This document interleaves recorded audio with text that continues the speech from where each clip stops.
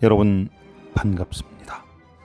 도서관에 가서 좋은 책을 중개하는 여러분의 중개 소원입니다. 구독과 좋아요는 사랑입니다. 오늘은 동작구 상도동에 있는 서울시 교육청 동작 도서관에 가서 붉은색 펜으로 가지런한 밑줄을 긋고 싶은 책 지혜를 중개해 드리겠습니다. 밀란 쿤데라가 짓고 신현철이 옮겼습니다. 이 세상을 가득 채우고 있는 두 가지 요소, 빛과 어둠입니다. 쿤데라는 이 빛과 어둠이라는 서로 상반된 진료를 동시에 사용하면서 우리를 사랑의 땅으로 안내합니다.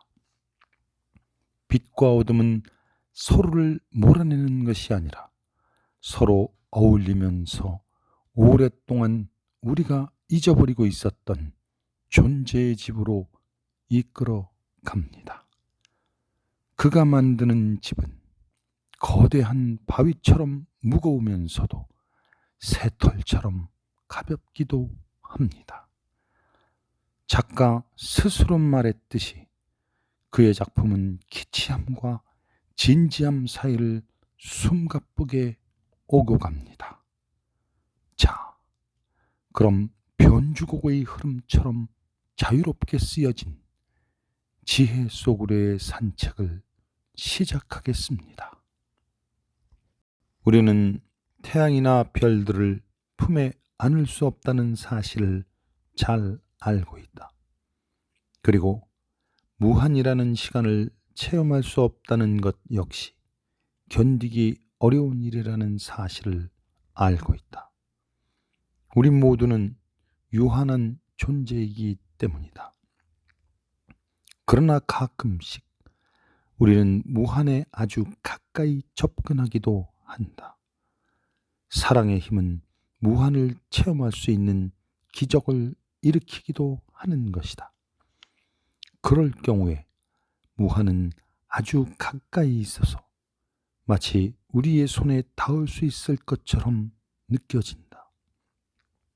불멸의 사랑, 그것은 영원히 빛난다. 어둠이 아무리 깊다고 해도 사랑의 빛을 다 가릴 수는 없다. 눈부신 사랑은 무성한 가시덤불 속에서 길을 잃어버린 인간을 저 높이 승리의 길로 이끈다.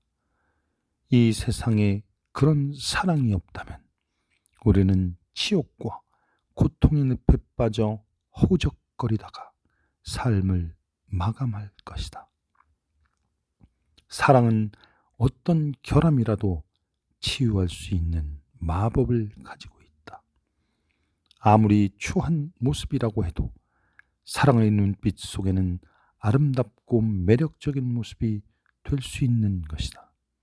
사랑은 거의 모든 일에 생기를 불어넣는다. 사랑은 어떠한 경우에도 감히 측량할 수 없는 것이다. 산이 종이가 되고 바다가 잉크가 되며 하늘의 별들이 모두 글을 쓰고 세상 모두가 글감이 된다 하더라도 그들은 내 사랑의 진실을 그려내지 못할 것이다. 사랑은 헤아릴 수 없을 정도로 크고 넓다. 사랑의 구조는 너무나 복잡하기 때문에 자신의 모든 힘을 이 복잡한 구조의 파악에 집중하다 보면 사랑의 실제적 대상, 즉 사랑하는 사람 자체를 잊어버리게 된다.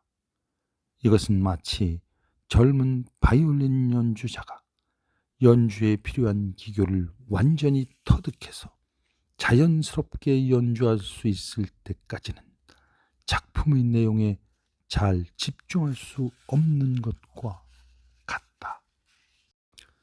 사랑은 완전한 것을 요구하지는 않는다. 오히려 몇 가지의 미적 결함들은 상대방의 아름다움을 더욱 매력 있게 만들어주는 요소들이며 바로 그것들을 통해서 상대방의 존재가 더욱 소중하고 가치 있게 여겨지는 것이다. 사랑은 작은 결함조차도 커다란 장점으로 바꾼다. 왜냐하면 사랑은 모든 추한 요소들을 뒤덮을 수 있기 때문이다. 아무리 크고 넓은 공간이라도 설사 그것이 하늘과 땅 사이라고 하더라도 사랑의 힘으로 가득 채울 수 있다.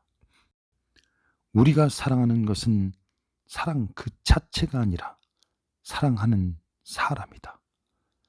그러나 이 사실을 잊어버리고 있는 사람들이 너무나 많다. 오직 사랑에만 매달린 채 그 사랑을 지키기 위해 사랑하는 사람을 외면하고 있는 것이다. 얼마나 어리석은 일인가.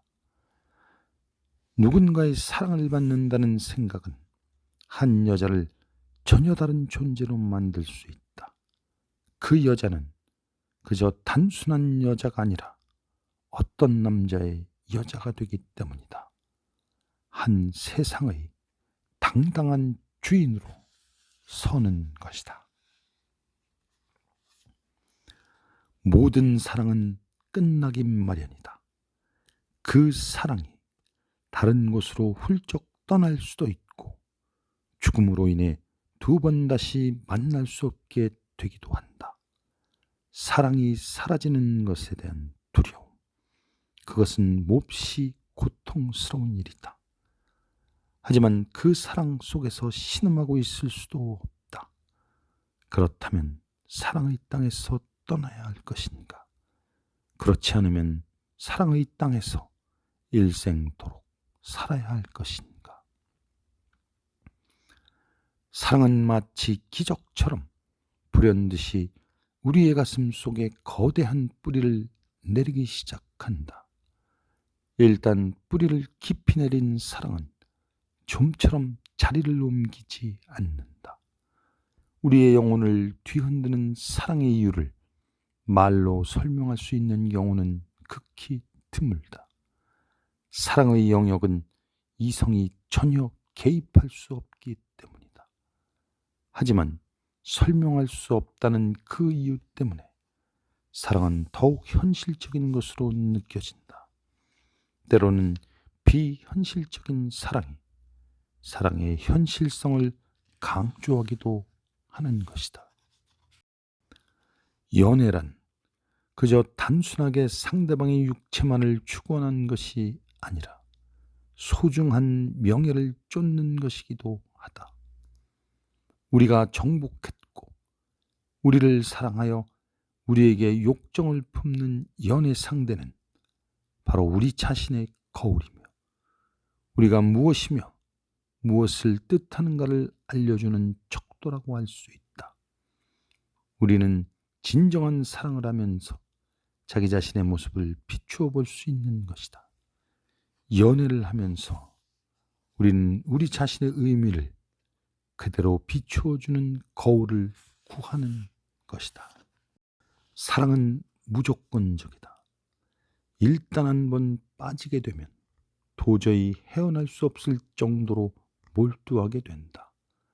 시민이 국가를 들으면 자기와 자기의 조국이 그것 때문에 어떤 즐거움을 얻는 것도 아닌데 저도 모르는 사이에 차렷 자세를 취하고 마는 것처럼 사랑도 그런 식으로 이끌리는 것이다.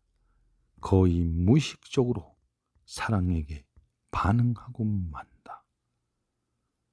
육체의 사랑이 어떤 것인지를 모르는 아직 어린 아이에 가까운 젊은이들의 사랑. 숫양이 매하고 오는 소리가 바다의 파도 소리와 섞이고 이 양이 올리브나무 그늘에서 풀을 뜯는다. 두 젊은이는 막연하고 끝이 없는 욕망에 사로잡혀 벌거벗은 채로 나란히 누워있다. 두 사람은 서로 껴안고 몸을 바짝 휘감는다.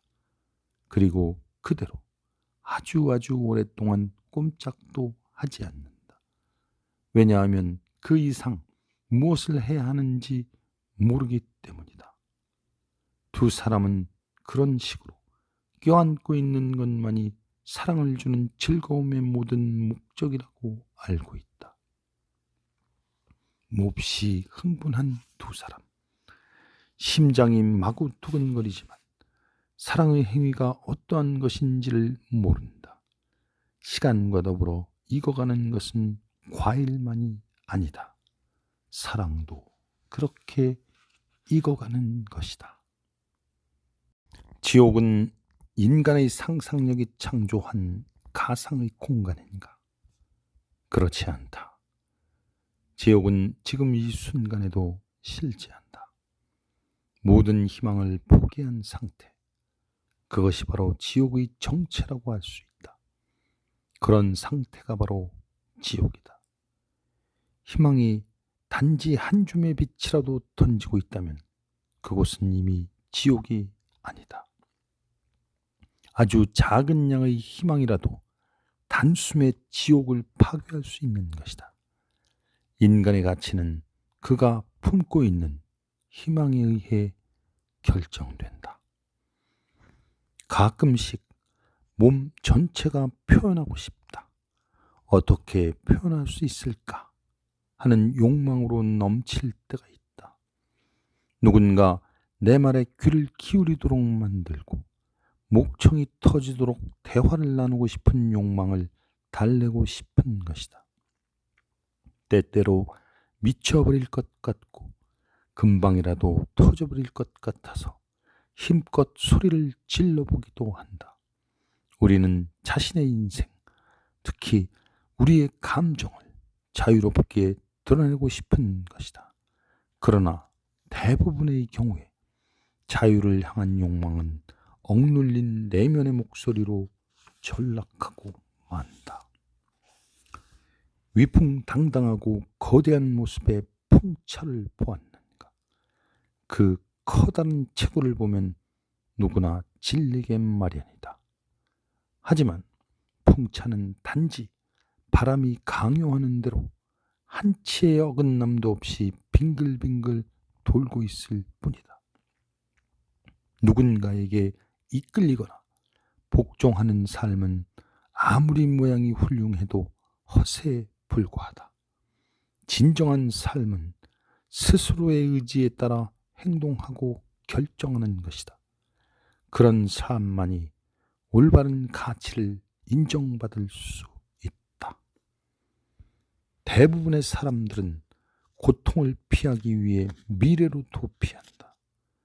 그들은 시간의 진로에는 하나의 선이 있어서 이 선을 넘으면 현재의 고통이 중단된다고 생각한다. 그래서 어서 빨리 시간이 흘러갔으면 하고 간절히 바라게 된다. 그러나 꽃은 시들고 과일은 익는 법이다. 미래는 항상 과거를 토양으로 삼고 있기에 과거로부터 전혀 자유로울 수 없다. 과거의 고통은 미래로 이어진다. 고통을 이기려면 차라리 과거를 파헤치고 그 속에서 절망을 극복해야 한다. 하지만 그럴 수 있는 용기를 가진 사람은 아주 적다. 낙원에 대한 동경은 아직 인간이라는 존재가 되지 않으려는 나약한 인간의 갈망이다. 인간의 땅은 낙원과 거리가 아주 멀다. 사람들은 점차 규칙의 노예가 되어가고 있다. 누군가가 인간은 이러저러한 사람이 되어야 한다고 말하면 그들은 그러한 사람이 되기 위해 한사코애를 쓰다가 자신이 죽는 그날까지도 자신이 진정 누구였으며 무슨 일을 했는가를 깨닫지 못한다. 그리하여 그는 어느 누구도 되지 못하고 어떤 일도 하지 못하면서 이리저리 헤매이다 인생을 마치고 만다. 나를 따르라. 예수는 사도들에게 이렇게 말했다. 그들은 아무런 미련 없이 자신의 그물을, 자신의 배를, 자신의 집과 가족을 홀홀 버리고 그의 뒤를 따랐다. 쟁기에 다시 손을 대는 자, 뒤를 되돌아보는 자, 어느 누구도 하나님의 왕국에 들지 못하리라. 우리가 예수 그리스도의 부름의 목소리를 듣고자 한다면 우리는 무조건 그를 따라야 한다. 이러한 말은 복음서에서 들어 잘 알려진 말이지만 현대인에게는 신화처럼 들릴 뿐이다. 어떠한 부름이, 어떠한 따름이 우리의 산문적인 삶의 호소력을 가질 것인가? 자신의 그물을 팽개친 우리는 누구를 따라 어디로 갈 것인가? 사람이란 불행할 때에는 자신의 비애를 다른 사람들의 비애와 연관시킴으로써 위안을 구하는 법이다. 불행이란 비단한 개인의 영역에만 국한되는 것이 아니다. 불행이 나 혼자만의 것이 아니라 우리 모두의 것이라는 사실을 통해 위안을 받으면서 불행의 무게를 덜려고 하는 것이다.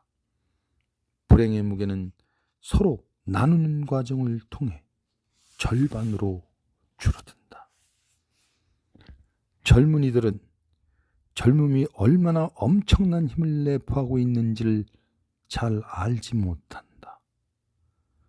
젊음의 가치를 어렴풋하게도 이해하지 못하고 있는 것이다. 젊음의 가치를 제대로 인식했을 때 세상은 커다란 변혁을 맞이한다. 세계의 젊음과 발을 맞춰 행진하는 사람은 젊다. 미래와 더불어 나가는 사람, 뒤돌아보기를 거부하는 사람은 젊다. 진정한 젊음은 나이를 초월한다. 젊음이란 인생에서 어떤 특정한 기간이나 어떤 구체적인 나이도 능가하는 하나의 가치인 것이다. 이 책은 쿤데라가 지금까지 발표한 시와 소설 중에서 섬세한 사색의 편린을 엿볼 수 있는 글들을 골라 주제별로 엮은 책입니다. 진지한 이야기를 할 때에도 어쩐지 농담하는 듯한 당장이라도 커다란 웃음을 터뜨릴 것만 같은 긴장감이 배어 있습니다. 그러나 가장 진부하고 평범한 이야기를 할 때에도 우스꽝스러운 장면을 묘사할 때조차도 쿤데라의 어조에는 사람의 마음을 감동시키는 애정과 진지함이 담겨 있습니다. 쿤데라는 정치적으로 혹은 세속적으로 중요한 것, 커다란 의미가 있다고 말하는 것을 조롱합니다. 하찮은 것, 흔하고 낡았다고 말하는 것, 누구나 그냥 지나쳐버리는 가벼운 것들에게 쿤데라는 어깨를 짓누를 정도로 무거운 의미를 부여합니다. 거대한 역사의 흐름 앞에서 인간은 그 존재의 의미조차 찾기 힘들 정도로 작고 허약합니다. 그러나 쿤데라는 이토록 초라한 인생을 감동적으로 만들어내는 능력을 가지고 있습니다. 마치 춤을 추듯이 함께 걸었던 쿤데라의 지혜 속으로의 산책을 여기서 마치겠습니다. 여러분, 감사합니다.